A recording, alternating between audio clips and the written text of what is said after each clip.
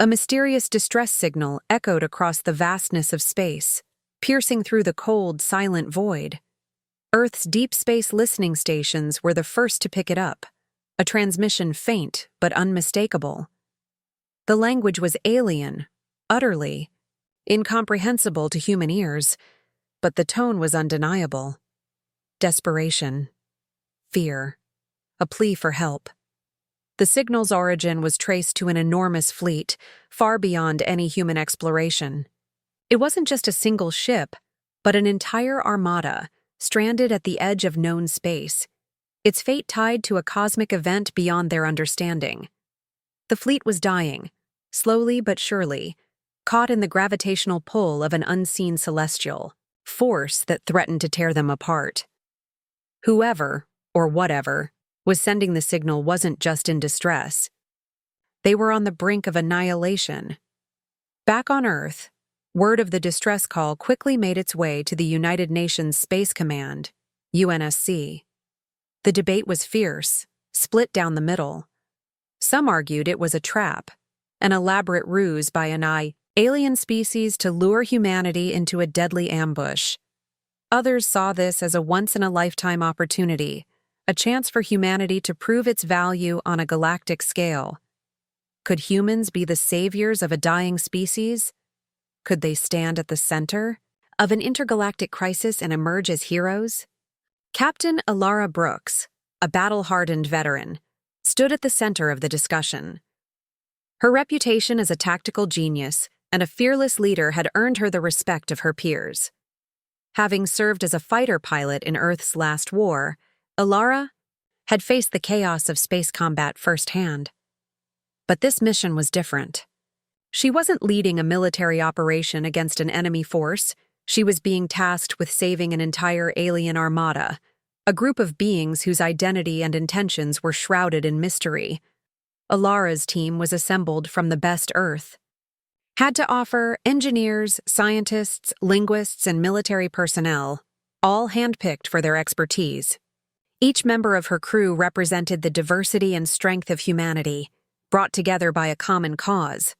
The engineers, led by the brilliant Dr. Alex Solis, were eager to see if they could reverse engineer the alien technology aboard the Armada's ships. The linguists, led by Dr. Aisha Patel, worked tirelessly to decode the alien language, desperate to understand the message and establish communication. There was also Lieutenant Maria Vasquez, a former combat medic whose calming presence made her an anchor for the team during times of uncertainty. Together, they formed a team united by a shared sense of purpose, determined to overcome the unknown. As the crew prepared for the mission, whispers began to circulate about the mysterious galactic council that had once held sway over this region of space. This council, long thought to be an ancient, peaceful alliance of various alien species, had mysteriously abandoned the Armada some time ago, leaving them to face the wrath of an unstoppable cosmic force alone. No one knew why the council had turned their backs on the fleet, and the unsettling silence surrounding the event raised more questions than answers. Could there be something sinister at play? Was this fleet truly as innocent as they seemed? Or were there hidden truths behind their desperate plea? Despite these doubts, Alara felt a deep sense of responsibility. The fate of the alien armada rested in her hands. As the crew made final preparations for their departure, the tension among them grew palpable. Some feared what they might find out there in the dark expanse of space, while others were driven by the promise of discovery, a chance to make humanity's mark on the galaxy. Alara herself found herself torn between the two. The logical side of her mind knew this could be a dangerous, possibly fatal mission, but the deeper part of her, the part that believed in humanity's potential to rise to any challenge, couldn't help but feel that this was a call she couldn't ignore. The unknown was a place where humans thrived, where their resourcefulness and courage shone brightest. But were they ready for what lay ahead? As the countdown to launch began, rumors swirled around the Armada's mysterious past. Some whispered that the fleet was a remnant of an ancient galactic war, abandoned by their allies in a time of need. Others speculated that the alien race was responsible for some kind of cosmic catastrophe, and their distress signal was an attempt to draw Earth into the chaos. The truth was still hidden, and as Alara gazed out into the stars, she knew one thing for certain: the journey ahead would change everything. The galaxy had never seen a species like humanity, resourceful, resilient, and driven by an unshakable belief in the power of unity. And whether they were rescuing a stranded fleet or unknowingly stepping into a galactic minefield, Alara Brooks and her crew were about to show the universe exactly what it meant to be human. The journey to the stranded alien Armada was not one that anyone on Earth's rescue fleet had anticipated. As the ships cut through the darkness of space, Captain Alara Brooks and her crew quickly realized that their mission was far more dangerous than they had expected. The Armada was located in an uncharted section of space, a region so remote and mysterious that even the most experienced navigators were cautious. As they ventured deeper, the obstacles began to appear. Asteroid fields littered their path like deadly mines, forcing the crew to rely on every ounce of skill they had to steer through the shifting rocks. The asteroids, some the size of cities, came out of nowhere, and the humans had to engage in a dangerous dance of maneuvering and quick thinking. But it wasn't just the space debris that threatened their mission. Soon, the crew encountered electromagnetic storms that twisted and warped space itself, disrupting their instruments and creating an atmosphere of tension. The storms were unlike anything they had seen before, a natural phenomenon that seemed to defy the laws of physics. They couldn't predict when or where it would strike next, and it tested their patience, their focus, and their ability to work as a team. During one particularly fierce storm, their communication systems failed, leaving the crew isolated and vulnerable. For hours, they could only rely on their training and the trust they had in each other. The stakes had never been higher. They were not just saving a fleet. They were venturing into the unknown, and every turn could bring danger. But as if the journey itself wasn't enough of a challenge, the crew soon discovered something that would change everything. Upon reaching the outer edge of the alien fleet, they made their first contact with the Armada's technology. It was like nothing humanity had ever seen. The ships, vast and ancient, were powered by systems that seemed to break every rule of science the humans knew. Dr. Alex Solis, the team's brilliant scientist, couldn't hide his excitement. He marveled at the power cores, which pulsed with energy that defied all known principles of physics. Their technology was far beyond anything humanity could have imagined, capable of harnessing energy from stars themselves. In the heart of the alien flagship, the crew discovered weapons of unimaginable power: plasma cannons that could obliterate entire fleets with a single shot, shields that could withstand the heat of a dying sun, and navigation systems that manipulated gravity itself. Dr. Solis, driven by his thirst for knowledge, couldn't help but wonder what humanity could do with even a fraction of this technology. His fascination grew with every discovery, and soon, the crew's purpose seemed to shift. It was no longer just a mission to save the Armada. There were whispers among the crew of the unimaginable power that could be theirs. What if they could reverse engineer some of the alien technology and use it to benefit humanity? What if this was humanity's chance to become the most powerful force in the galaxy? As the crew explored further, tensions began to rise. While most of the crew remained focused on their mission to help the alien Armada, others, led by Dr. Solis, began to openly discuss the possibilities of using the alien technology to shift the balance of power in the galaxy. Some of the engineers on board even began to secretly experiment with the alien tech, trying to unlock its secrets for their own purposes. This division was dangerous. Captain Brooks, torn between her loyalty to her crew and her responsibility to the mission, knew that any hint of betrayal or greed could jeopardize everything. She had spent years earning the trust of her crew, and now that trust was being tested. The stakes were higher than ever. Would humanity's thirst for knowledge and power override their sense of morality and compassion? The question lingered in the air like a dark cloud. Just as these internal tensions reached a boiling point, a new, unexpected threat emerged.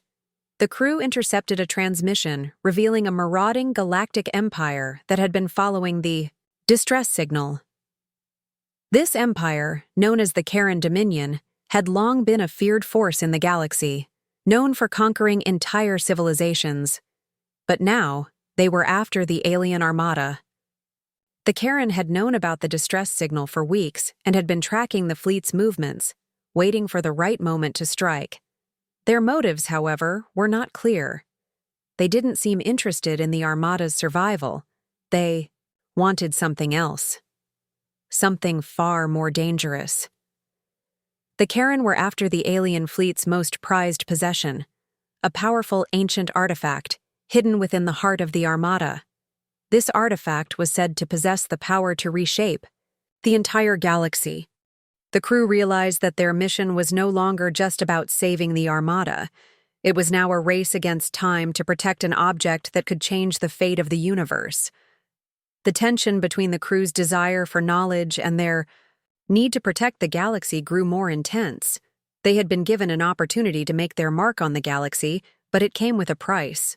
Would they be able to navigate the dangers of space, the threats from within their own crew, and the looming Quran threat in time to save both the Armada and humanity's future? Only time would tell. As the human fleet emerged from the depths of space, the sight that greeted them was nothing short of overwhelming. The alien Armada, once a majestic and powerful force, was now a shadow of its former self. The massive ships, some larger than entire cities, were battered and adrift, their once pristine hulls scarred by time and damage.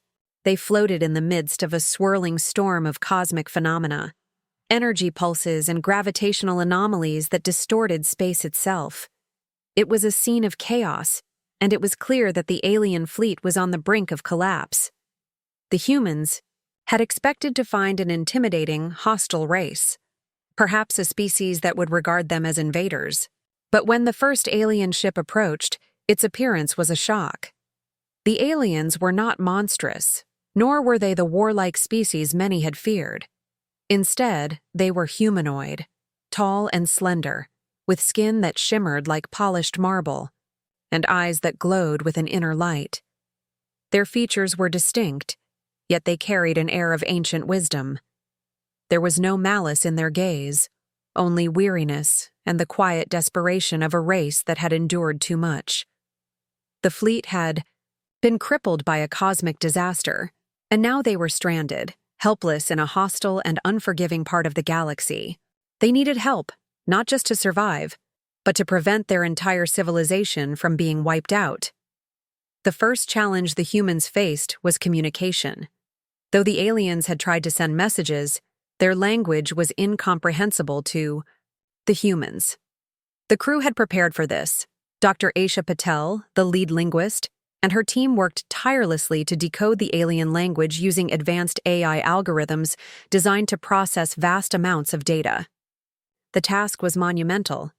Every attempt to translate was met with failure, leaving the humans frustrated and uncertain. But it wasn't until the humans met Zorath, the alien ambassador, that a true breakthrough came.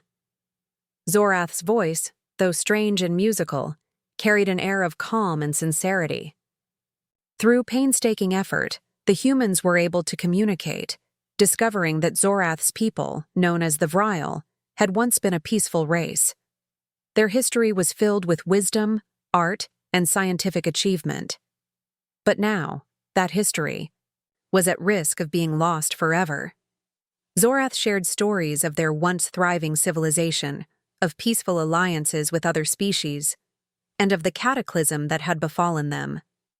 As the humans listened, an emotional connection began to form.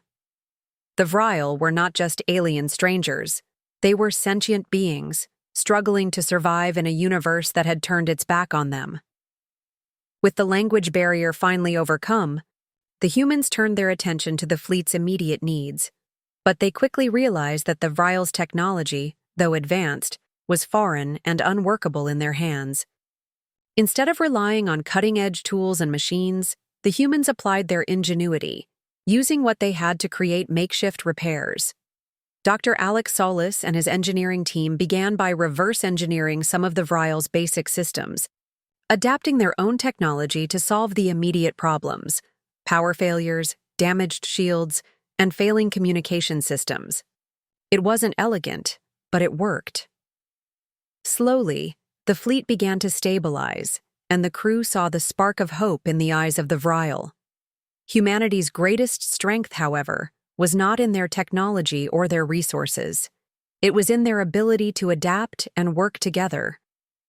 The crew's unity was put to the test, and time and again, they rose to the occasion, relying on each other's skills, knowledge, and determination. It was a race against time, and every moment counted. But even as the humans worked tirelessly, tensions began to grow within the Vryle Armada. General Vrax, a high-ranking military leader within the fleet, was suspicious of the humans' intentions.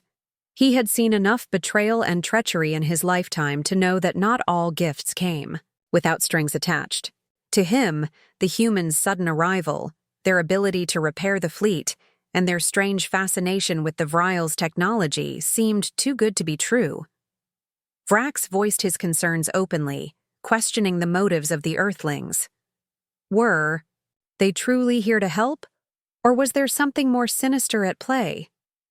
The distrust was palpable, and it didn't take long before the tensions escalated. General Vrax gathered a faction of his loyal followers, and soon a standoff between the pie. Two groups seemed inevitable. Captain Brooks, ever the strategist, knew that a conflict could not afford to happen, not when the fleet's survival was so precarious. But Vrax's suspicion and mistrust were difficult to overcome. The humans needed the Vryle's cooperation, and the Vryle needed the humans' help. The delicate balance between the two sides teetered on the edge, and the slightest misstep could send the entire mission spiraling into chaos.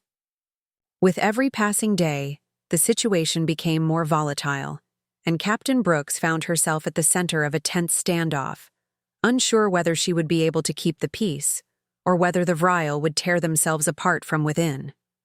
The uneasy alliance between the humans and the Vryle was still fragile, but it had begun to take shape. With the repairs underway and the communication lines open, there was a sense of cautious optimism that they could overcome their shared struggle. But just as they started to see a glimmer of hope, the worst possible thing happened. A fleet of marauding ships appeared out of nowhere, emerging from the depths of space like a plague of locusts. The Karen Dominion had arrived. Their ships were massive and heavily armed, their designs sleek and intimidating, built for one thing: conquest. Their firepower was overwhelming, and their ships rained destruction down on the Vryle fleet with ruthless efficiency. The humans, though outnumbered and outgunned, refused to stand idly by. Captain Alara Brooks and her crew quickly scrambled to action, their resourcefulness becoming their greatest weapon. They knew they didn't have the firepower to match the Karen's advanced ships, but they were not without their own tricks. Using their newfound access to alien technology, the humans began to hack and reverse engineer systems on the fly. They reprogrammed the Vryle ship's damaged weapon systems, turning them into makeshift defenses. They rigged the fleet's power cores to act as makeshift bombs, setting traps for the marauders. The humans had no formal military training, but they were quick thinkers and used their wits to create a series of devastating surprises for the enemy. They set decoys to mislead the Karen, used low-tech sabotage to disable key systems, and employed guerrilla tactics to strike at the heart of the Karan fleet. It was a battle of creativity, and the Karen, who expected an easy victory, were taken aback by the sheer unpredictability of humanity's methods. Despite the humans' ingenuity, the battle raged on, and the Karen were not easily deterred. With every strike they took, the Vryle fleet weakened, and it became clear that the human strategy could only delay the inevitable. In the midst of the chaos, Lieutenant Maria Vasquez, the compassionate former combat medic, made a decision that would change the course of the battle. She knew the odds were stacked against them, but she also knew that they had no choice if they wanted to survive. The Karen were too powerful, and the fleet was too vulnerable. With her knowledge of the ship's inner workings, Vasquez identified a critical vulnerability in one of the enemy's flagship's engines. The only way to destroy it was to fly straight into the heart of the Karen ship and detonate a makeshift explosive. It was a suicide mission. Without hesitation, Vasquez volunteered, her resolve firm as she climbed into one of the Vrial's fastest ships. Captain Brooks tried to talk her out of it, but Vasquez was already committed. "It's the only way to give them enough time," she said quietly, before flying off into the chaos. Her ship sliced through the skies, dodging blasts as she made her way to the enemy flagship. In a final act of bravery, Lieutenant Vasquez drove the ship straight into the heart of the Karen warship, causing a massive explosion that decimated the flagship and sent shockwaves through the Karen fleet. Her sacrifice bought the rest of the fleet enough time to escape, and as the remaining ships scrambled to regroup, the Karen were forced to retreat, at least for now. Maria's death left a heavy silence in the wake of the battle.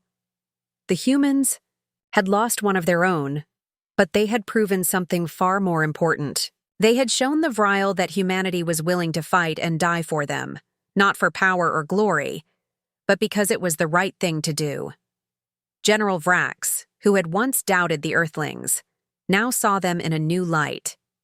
He witnessed the human crew's unity, their willingness to sacrifice, and their unwavering resolve in the face of overwhelming odds. Vrax's view of humanity began to change. They were not opportunistic invaders, but allies who would stand beside the Vrial through thick and thin.